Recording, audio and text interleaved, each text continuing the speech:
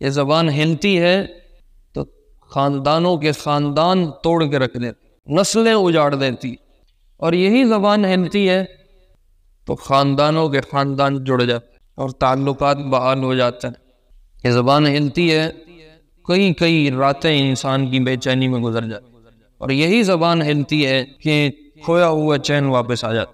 اور آپ علیہ السلام کے بارے میں گستاخی کی باتیں کرنے کا مطلب یہ ہے کہ اللہ نے جس فرد کو نبوت کے لیے چنا ہے تم اس میں عیب نکال رہے، تو گویا تم اللہ کے انتخاب میں، اللہ کے چناؤ میں عیب نکال رہے۔ یہ جرم کیسے معاف ہو سکتا؟ یا اللہ کے چناؤ اور انتخاب کو تم برا بھلا۔ آیات اللہ نے اتاری، ملعونین، یہ جتنے گستاخ ہیں یہ سب ملعون ہیں، ان پہ لعنت کی گئی ہے۔ اینما ثقفوا، یہ میں آیات پڑھ کے سنا رہا ہوں جو اللہ نے قرآن میں ان کے لیے نازل کی۔ اینما ثقفوا اخذوا وقتلوا تقتیلا، یہ جہاں پہ ملیں گے ان کو پکڑا جائے گا اور ان کو شدت کے ساتھ قتل کیا جائے گا۔ سنت اللہ فی الذین خلو من قبل، اللہ کی یہ سنت ہے پچھلی تمام امتوں اور قوموں میں کہ جو نبی کے گستاخ ہوتے ہیں ان کی کوئی معافی نہیں۔ وَلَن تَجِدَ لِسُنَّتِ اللَّهِ تَبْدِيلًا، اور اللہ کے قانون اور سنت کو کبھی بدلا نہیں جا سکتا۔ آپ نے فرمایا کالا رنگ نہیں لگانا، اس کے علاوہ کوئی رنگ لگاؤ، اور سفیدی کو کسی اور رنگ سے بدل۔ اس پہ کچھ لوگوں کے ذہن میں سوال آتا ہے کہ ادھر حدیث میں آتا ہے کہ سفید بالوں سے اللہ کو حیا آتی، اور مولوی صاحب کہہ رہے ہیں کہ سفید رنگ کو بدل دو اور کوئی رنگ لگا دو۔ تو جواب یہ ہے کہ اللہ کو رنگ کے نیچے پتا ہے بال سفید ہیں یا کالے۔ بنو مخزوم کی کیا، اگر فاطمہ بنت محمد ہوتی تو آج اس کا بھی ہاتھ کٹتا۔ لو سرقت فاطمہ بنت محمد لقطعت یدها، اگر فاطمہ بنت محمد رضی اللہ عنہا بھی آج اس جرم میں اگر ثابت ہو جاتی تو میں اس کا ہاتھ بھی آج کاٹ دیتا۔ صلی علیک اللہ صلواتا دائما فالعز والفوز ليس إلا فيك۔ فتح مکہ کا ذکر ہم گزشتہ کچھ جمعوں سے کر رہے ہیں، اور فتح مکہ میں ہم اس بات پہ پہنچے تھے کہ حضور علیہ السلام نے فتح کر لینے کے بعد عام معافی کا اعلان کر دیا، اور کچھ افراد ایسے تھے جن کے بارے میں آپ نے عام معافی کے باوجود قتل کا حکم دیا تھا اور ان کے خون کو معاف کر دیا تھا، اور فرمایا ان میں سے جو جہاں پہ ملے اس کو مار دو، یہاں تک کہ اگر وہ کعبے کے پردے میں چھپے ہوئے بھی ملے تب بھی ان کو نہ چھوڑا جائے، ان کو قتل کر دیا جائے۔ ان افراد کا تذکرہ ہم کر رہے تھے۔ انہی افراد میں ایک آدمی ہے جن کا نام عکرمہ ہے، عکرمہ بن ابی جہل رضی اللہ عنہ۔ یہ عکرمہ ابو جہل کے بیٹے ہیں۔ ابو جہل مشہور آدمی ہے، یہ ان چند افراد میں سے تھے جن کے بارے میں آپ نے فرمایا ان کا خون معاف ہے، یہ جہاں ملے ان کو مار دینا۔ تو عکرمہ کو یہ پتہ چل گیا کہ میرا قتل معاف ہو گیا، اگر میں یہاں رہا تو میں نہیں بچ سکوں گا، اور مکے پہ 100% اب محمد علیہ السلام کا غلبہ ہے، ان کی حکومت ہے، میرا یہاں بچنا مشکل ہے۔ یہ عکرمہ چھپ چھپا کے مکے سے بھاگ گئے، اور انہوں نے ارادہ کیا میں یمن چلا جاتا ہوں اور زندگی کے باقی دن یمن میں گزار لوں۔ یہ نوجوان تھے، بالکل جوان آدمی، یہ نکل گئے اور یمن جا رہے۔ یہ ساحل سمندر پہ پہنچے کہ میں کشتی پکڑتا ہوں اور کشتی کے ذریعے سفر کر کے یمن چلا جاؤں۔ تو اللہ کا کرنا، جب یہ کشتی میں بیٹھے جھکڑ ایک چلا طوفان قسم کا۔ اس زمانے میں کشتیاں وہ بادبان والی ہوتی تھی، جو پردے والی کشتی ہوتی، ہوا کے زور پہ چلنے والی۔ وہ جو طوفان آیا تو کشتی ڈولنے لگ گئی۔ تو جو کشتی کا ملاح تھا اس نے مسافروں سے کہا اللہ کا نام لو۔ تو عکرمہ نے کہا، عکرمہ نے اپنے بتوں کو پکارنا شروع کر دیا تو ملاح اکرمہ سے کہنے لگا آج ان بتوں کا کوئی فائدہ نہیں ہوگا، رب محمد کو پکارو صلی اللہ علیہ وسلم، وہ مدد کرے گا تو فائدہ ہوگا۔ وہ ملاح نے جب یہ کہا تو اکرمہ کہنے لگے، اسی سے کہا اس کا مطلب ہے کہ اگر تری میں محمد کا رب صلی اللہ علیہ وسلم مدد کرتا ہے تو خشکی میں بھی پھر مدد وہی کرے گا، اس کے علاوہ اور کوئی۔ یہ اکرمہ نے اس ملاح کو جواب دیا اور دل ہی دل میں یہ نیت کی، اللہم ان لی عہدا ان عافیتنی مما انا فیہ ان آتی محمدا وَأَضَعَ يَدِي فِي يَدِهِ وَلَأَجِدَنَّهُ عَفُوًّا غَفُورًا۔ دل ہی دل میں اکرمہ کہنے لگے، یا اللہ جس بلا اور مصیبت میں پھنس گیا ہوں، اس سے اگر تو مجھے نکال دے اور مجھے عافیت دے دے تو میرا یہ عہد اور وعدہ ہے تیرے سے کہ میں محمد کے پاس جاؤں گا صلی اللہ علیہ وسلم اور میں اپنے ہاتھ کو اس کے ہاتھ میں دے دوں گا، اور مجھے امید ہے کہ محمد مجھے معاف کر دے۔ یہ انہوں نے اکرمہ نے دل ہی دل۔ ادھر یہ قصہ ہوا، پیچھے مکے میں ان کی بیگم ہے ام حکیم، مشہور عورت ہے صحابیات میں، ام حکیم نام، جو صحابیات میں بڑی بڑی خواتین ہیں ان میں سے ان کا نام۔ یہ حارث بن ہشام کی بیٹی، اور حارث بن ہشام اور عمر بن ہشام یہ دونوں بھائی ہیں۔ عمر بن ہشام ابو جہل ہے اور حارث بن ہشام اس کا بھائی۔ تو اکرمہ ابو جہل کے بیٹے تھے اور ان کی بیوی ام حکیم یہ حارث کی بیٹی تھی، چچا کی بیٹی، کزن سے شادی ہوئی تھی۔ ام حکیم پیچھے مسلمان ہو گئی اور انہوں نے حضور علیہ السلام سے کہا، یا رسول اللہ میں آپ کے پاس آئی ہوں کہ آپ میرے شوہر کو امن دیں، اس کو معافی دے دیں، میں اس کو لے کے حاضر کرتی ہوں۔ آپ نے فرمایا جاؤ، ہم نے اکرمہ کو امن دیا، اس کے لیے ہم معافی کا اعلان کرتے ہیں۔ ام حکیم نے سواری دوڑائی، یہ پیچھے ساحل پہ پہنچی۔ جب یہ ساحل پہ پہنچی تو وہ کشتی ڈاواں ڈول تھی، چلیں نہ چلیں، رکے ہوئے تھے کہ طوفان ذرا تھمتا تو ہم نکلتے ہیں۔ تو ام حکیم نے جا کے اکرمہ کو کشتی پہ پکڑ لیا، کہا میں تمہیں لینے آئی ہوں، جئتک من عند خیر الناس واوصل الناس، کہا اکرمہ میں تجھے لینے آئی اور ایسے بندے کے پاس سے آئی ہوں جو بڑا رحم دل آدمی اور بڑا خیال کرنے والا آدمی، وَاسْتَأْمَنْتُ لَكَ مِن رسول اللہ صلی اللہ علیہ وسلم، اور میں نے اللہ کے رسول سے تیرے لیے امن لے لیا ہے، اس لیے تو کہیں نہ جا، تو میرے ساتھ چل، میں تجھے لینے آئی۔ تو اکرمہ ان کے ساتھ مکے واپس آ گئے۔ جب یہ مکے میں آئے تو آپ علیہ السلام نے ان کے پہنچنے سے پہلے صحابہ کو ارشاد فرمایا، ان اکرمہ یأتیکم مسلما، اکرمہ مسلمان ہو کے آ رہا ہے۔ فَإِذَا جَاءَكُمْ، جب اکرمہ آئے، لا تسبوا اباہ، تو اس کے سامنے اس کے باپ کو برا بھلا نہیں کہنا۔ سن رہے ہو؟ یہ کتنی بڑی بات، بیٹا ابو جہل کا ہے، اور ابو جہل کتنا بڑا فرعون ہے اس کو بتانے کی میرا خیال ضرورت نہیں۔ اور آپ اکرمہ کے اکرام میں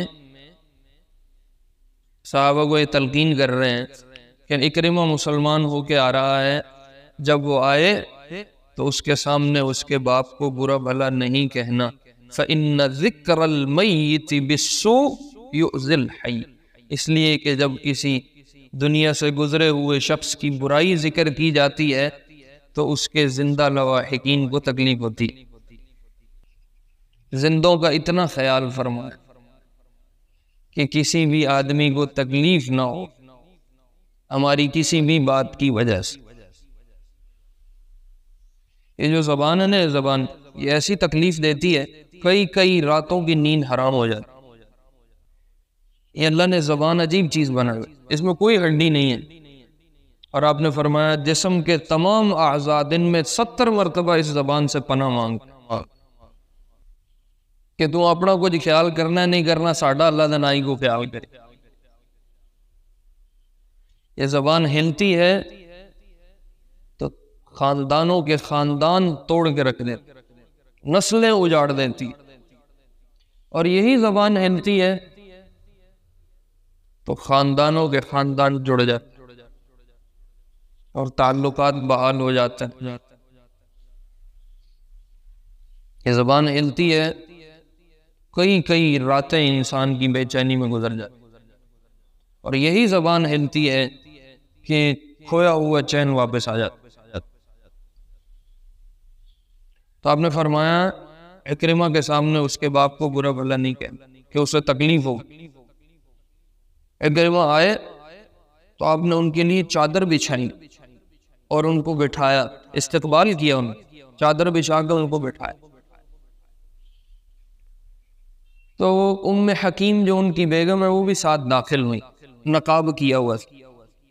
تو اکرمہ آ کے کہنے لگے محمد صلی اللہ علیہ وسلم، یہ میری بیگم کہہ رہی ہے کہ اس نے میرے لیے آپ سے معافی لے رکھی ہے، میں اس کے کہنے پہ آیا ہوں۔ تو آپ نے فرمایا صدقت وَأَنَا أَمَّنْتُ، اس نے بالکل سچ کہا ہے اور میں تجھے امن دے چکا ہوں، اس لیے پریشان نہ ہو، تسلی سے آگے بیٹھ۔ تو آپ نے ان کو بٹھایا تو انہوں نے کہا اِلَى مَا تَدْعُو، کس چیز کی دعوت دیتے ہو؟ تو آپ نے فرمایا ادعوک الی ان تشہد ان لا الہ الا اللہ وانی رسول اللہ، پہلی دعوت تو یہ ہے کہ تو کلمہ پڑھ لے، وان تقیم الصلاۃ وتؤتی الزکاۃ وتفعل، اور آپ نے فرمایا اور میں اس چیز کی دعوت دیتا ہوں کہ تو نماز پڑھ اور تو زکوٰۃ دے، اور کچھ اور اسلام کی کچھ نیکیاں، کچھ خوبیاں بتائیں کہ جھوٹ نہیں بولنا، سچ بولنا ہے، امانت سے کام کرنا ہے، خیانت نہیں کرنی، ظلم نہیں کرنا، زیادتی نہیں کرنی، اس طرح مختلف چیزیں آپ نے ان کو گنوائیں۔ تو اس نے کہا انی اراک ما تدعو الا الی خیر و امر جمیل، یہ جو تم باتیں کر رہے ہو نا، جس کی تم دعوت دے رہے ہو، ان میں سے کوئی بھی بات بری نہیں ہے، یہ ساری اچھی، تو میں تیری بات مان لیتا ہوں۔ اور کہا اشہد ان لا الہ الا اللہ وانک رسول اللہ، اور کلمہ پڑھا مسلمان۔ پھر کہنے لگے علمنی خیرا اقولہ، مجھے کوئی اچھی بات سکھائیں۔ تو آپ نے فرمایا قل اشہد ان لا الہ الا اللہ واشہد ان محمدا عبدہ ورسولہ، آپ نے فرمایا اکرمہ کہو میں گواہی دیتا ہوں اللہ کے سوا کوئی معبود نہیں، اور میں گواہی دیتا ہوں کہ محمد صلی اللہ علیہ وسلم اللہ کے رسول ہے، یہ سب سے بہترین بات ہے۔ تو انہوں نے پھر کہا مجھے کچھ اور بھی بتاؤ۔ تو آپ نے فرمایا قل، پھر یہ کہو اشہد اللہ و اشہد من حضر انی مسلم مہاجر مجاہد، یہ کہہ دو کہ میں اللہ کو اور حاضرین مجلس کو گواہ بناتا ہوں کہ آج کے بعد میں مسلمان ہوں اور میں مہاجر ہوں اور میں مجاہد، یعنی ساری زندگی جہاد میں گزرے گی، اور میں ہجرت کر چکا ہوں، اپنی پرانے کفر کی زندگی کو چھوڑ چکا ہوں، اور میں آج سے اسلام کا اعلان کر رہا ہوں۔ تو انہوں نے بالکل اسی طرح کہا جیسے آپ نے فرمایا۔ تو آپ اتنے خوش ہوئے کہ آپ نے اکرمہ سے کہا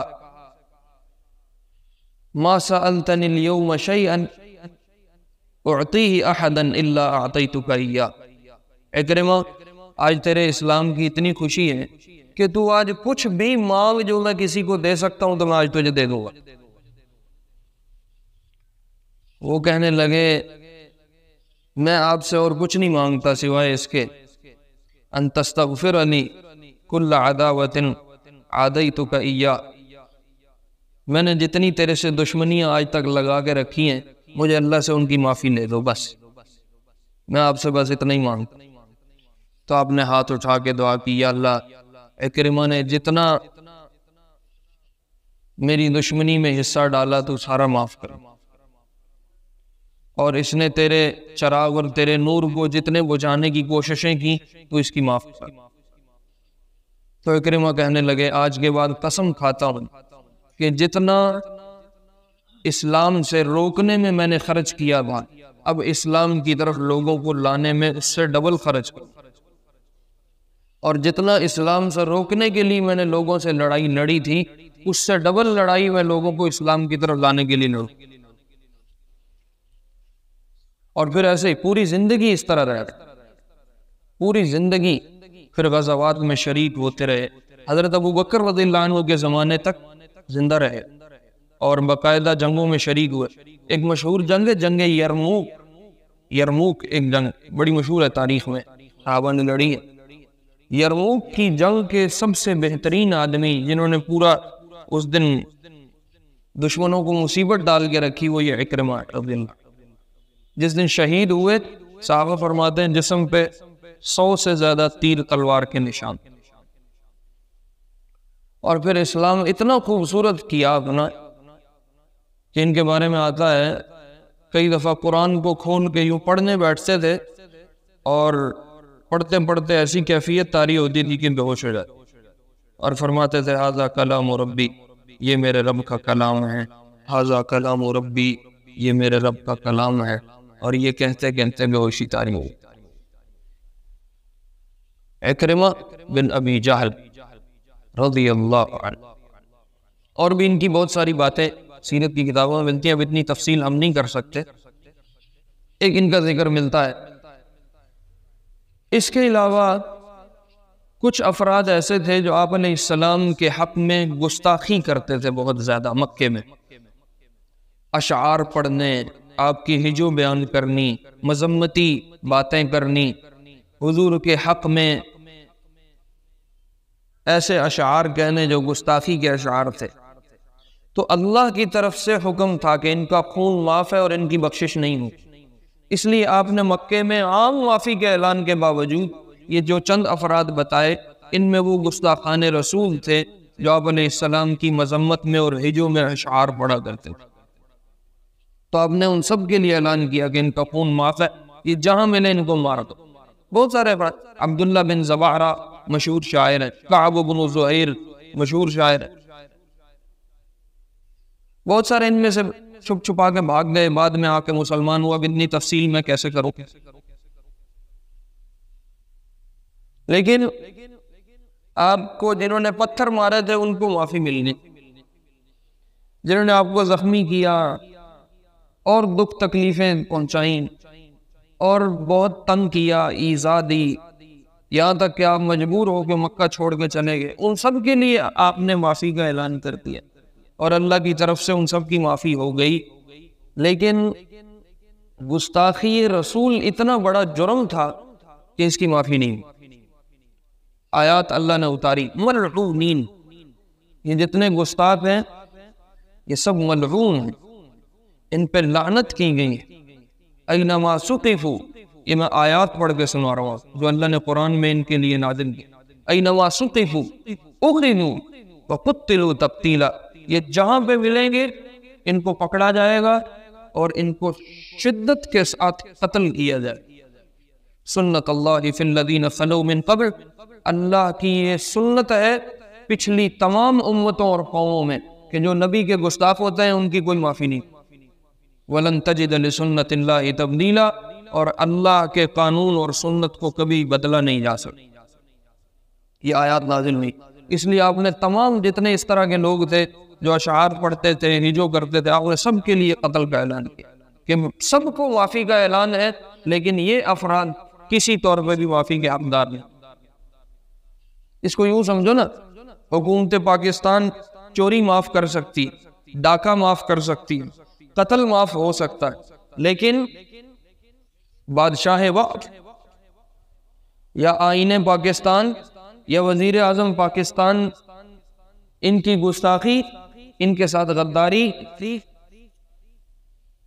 وہ کسی صورت بھی معاف نہیں، وہ ناقابل معافی جرم ہے۔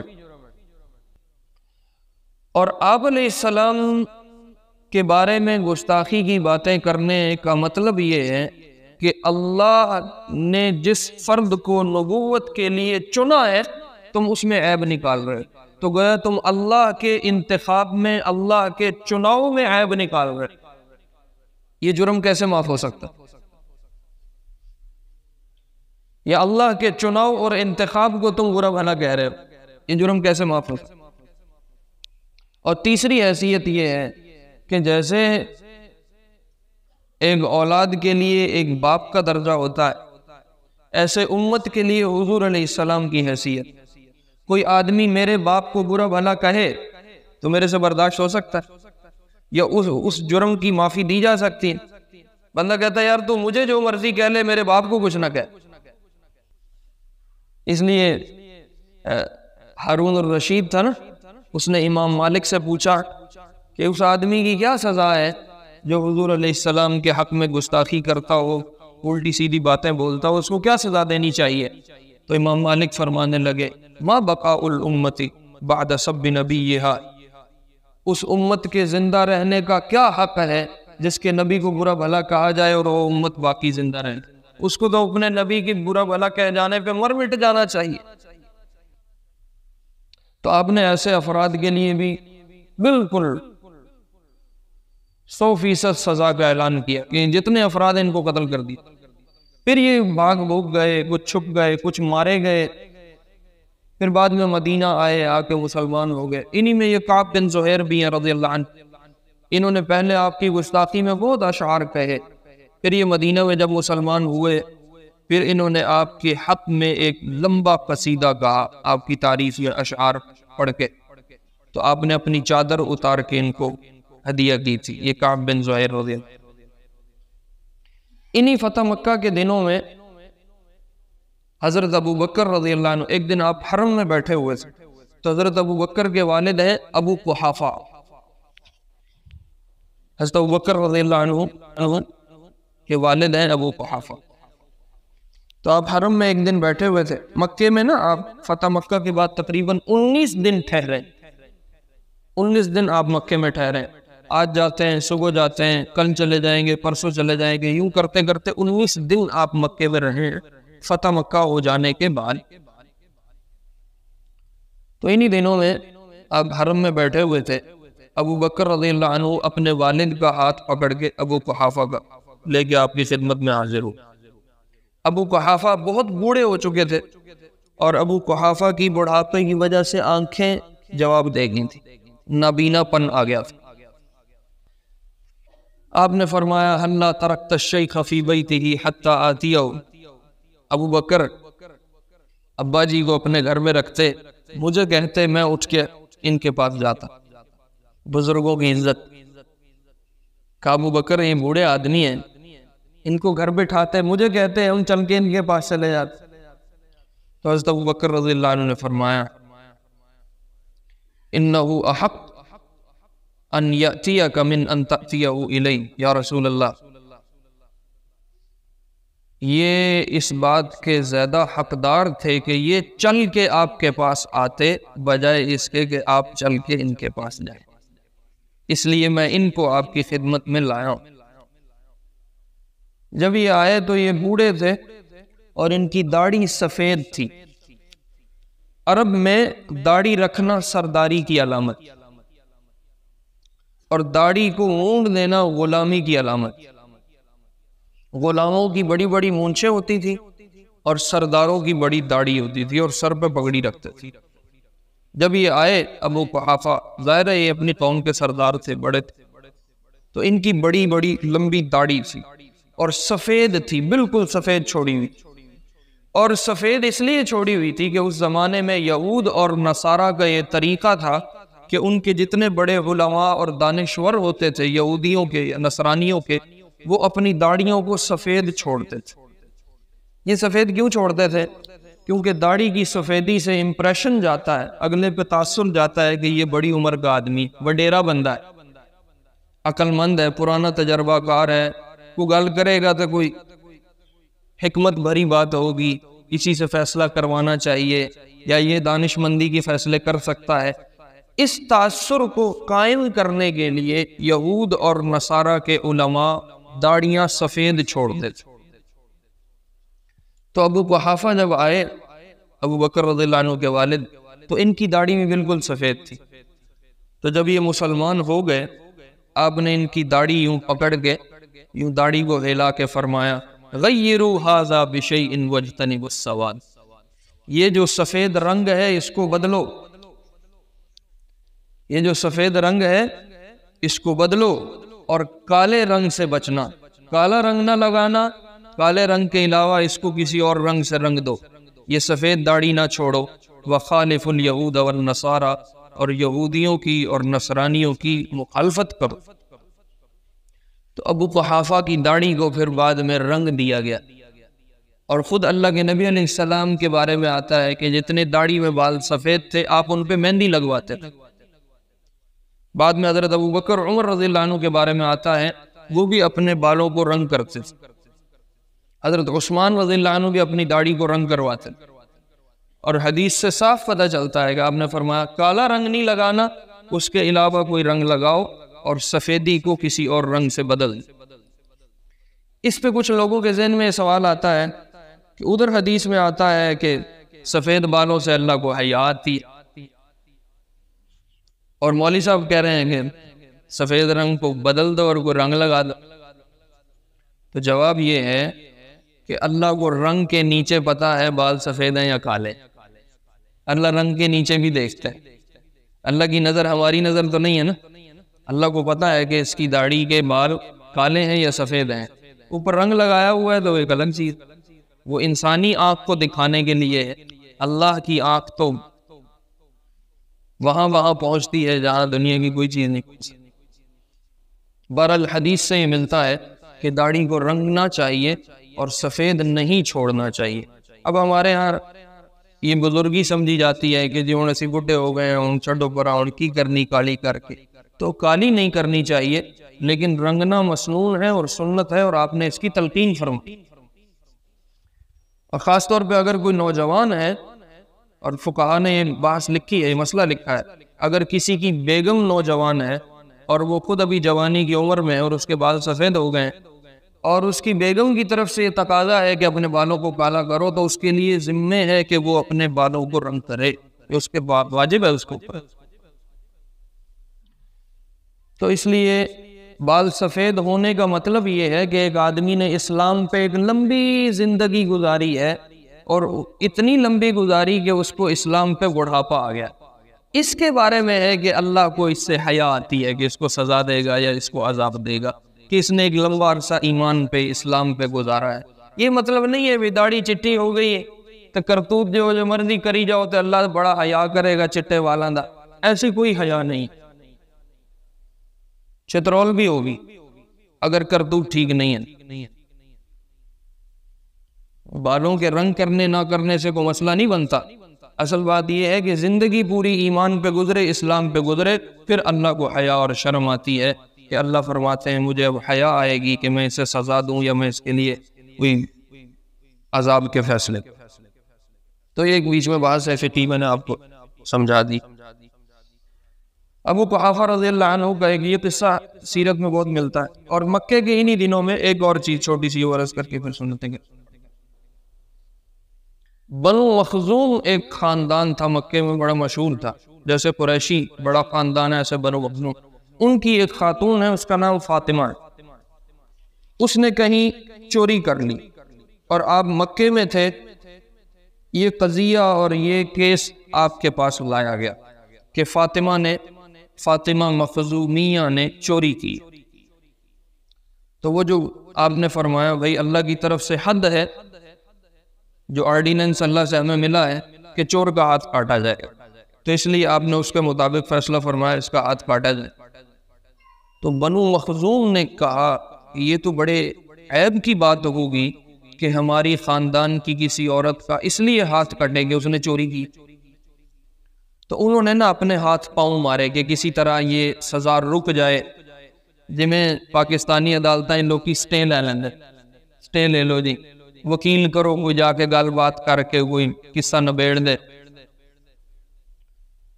تو بنو مخزوم نے نا مشورہ کیا کہ ہم کیا کریں کہ یہ سزا کسی طرح ختم ہو جائے، معطل ہو جائے۔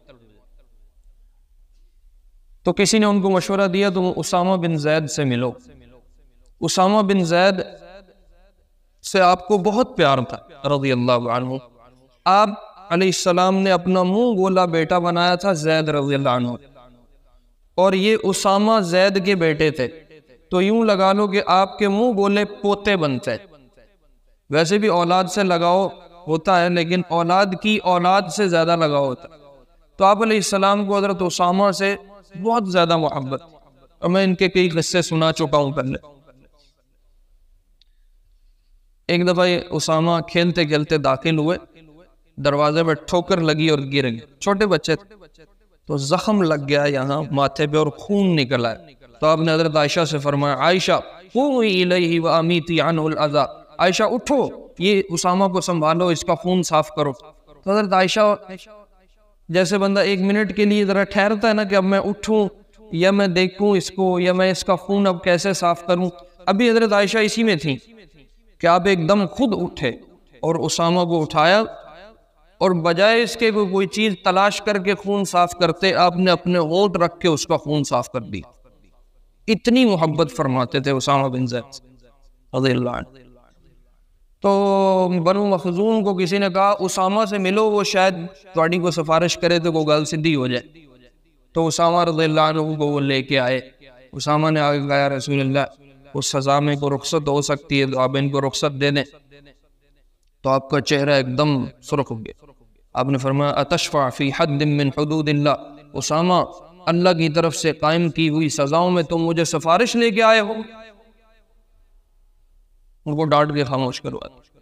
پھر آپ نے ارشاد فرمایا، تم سے پہلی قوموں کو اس لیے ہلاک کیا گیا کہ جب کوئی بڑا سردار یا کوئی چودھری آدمی جرم کرتا تھا تو اس کو معافی دے دیتے تھے، اور جب کوئی غریب چھوٹا آدمی جرم کرتا تھا تو اس کو پکڑ کے سزائیں دیتے تھے۔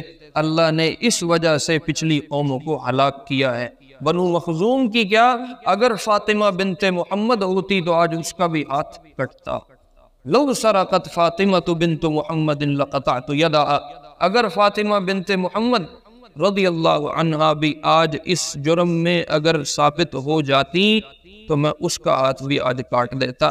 معافی نہیں ہوگی، اللہ کی طے کردہ سزا ہے، یہ پوری پوری سزا جاری ہوگی۔ آپ نے فاطمہ مخزومیہ کا ہاتھ کٹوایا، ہاتھ کٹوایا، کوئی معافی نہیں۔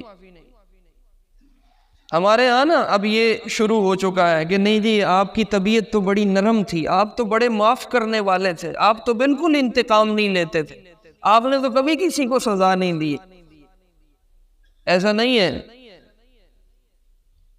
آپ معاف کرنے والے ضرور تھے لیکن ذاتی معاملات میں آپ فرماتے تھے جاؤ چلو کوئی بات، مجھے کچھ کہا ہے جاؤ کوئی بات نہیں، لیکن جب معاملہ آئے گا دین کا، جب معاملہ آئے گا ظلم زیادتی کا، جب معاملہ آئے گا ناحق تلفی کا، پھر کوئی معافی نہیں ہے آپ کے کھاتے میں اور آپ کے حساب کتاب میں، پھر آپ کی طرف سے کوئی معافی نہیں ملتی۔ اس لیے اب وہ کہنے کو وہ سود خور ہے، وہ رشوت خور ہے، وہ بددیانتی پہ سودے بیچتا ہے، پتہ ہے اس کے بینکوں میں سودی اکاؤنٹ ہیں، اور لوگ کہتے ہیں نہیں جی یہ حاجی صاحب ہے جی، یہ تو جی نماز پڑھ کے ماشاءاللہ آپ کے تو گناہ صاف ہو گئے، آپ تو بالکل پاک ہو گئے۔ نہیں، ایسے معافی نہیں ملتی، یہ جرم چھوڑنے پڑیں گے، ورنہ کوئی حاجی ماجی نہیں ہے اللہ کے حساب کتاب۔ ایسی کوئی نرمی ہمیں شریعت میں نہیں ملی۔ ہم نے حضور علیہ السلام کی ذات کی نرمی کو غلط معنوں میں لے لیا ہے۔ اس لیے آپ نے فرمایا اگر یہ جرم ثابت ہوتا میری بیٹی پہ، میں اس کا ہاتھ بھی کٹوا دیتا۔ یہ کون سی معافی ہے؟ اللہ خیر فرمائیں گے، اللہ عافیت فرمائیں گے، جی کوئی مسئلہ نہیں ہے، ٹھیک ہے کوئی بات نہیں ہے۔ وہ پوچھتے بھی اس مولوی کولوں نے جس مولوی دی تنخواہ نہ آپ دینی ہے، وہ بیچارہ کون کی آنکھ ہے، وہ چپ کر جاندہ ہے، وہ جی کوئی بات نہیں جی اللہ خیر فرمائیں گے، ہو جائے گا سارا معاملہ، غلط ہی رہ جاندی۔ آپ نے معافی ضرور فرمائی ہے لیکن ذاتی معاملات، جہاں دین کا مسئلہ ہو، جہاں شرعی کوئی بات ہو، وہاں کوئی معافی نہیں۔ آپ کے مزاج میں ایسی کوئی معافی نہیں تھی۔ اللہ رب العزت ہمیں اپنا صحیح دین سیکھ کے عمل کرنے کی توفیق نصیب فرمائے۔ سنتیں صلی علیک اللہ صلواتا دائما فالعز والفوز ليس إلا فيك.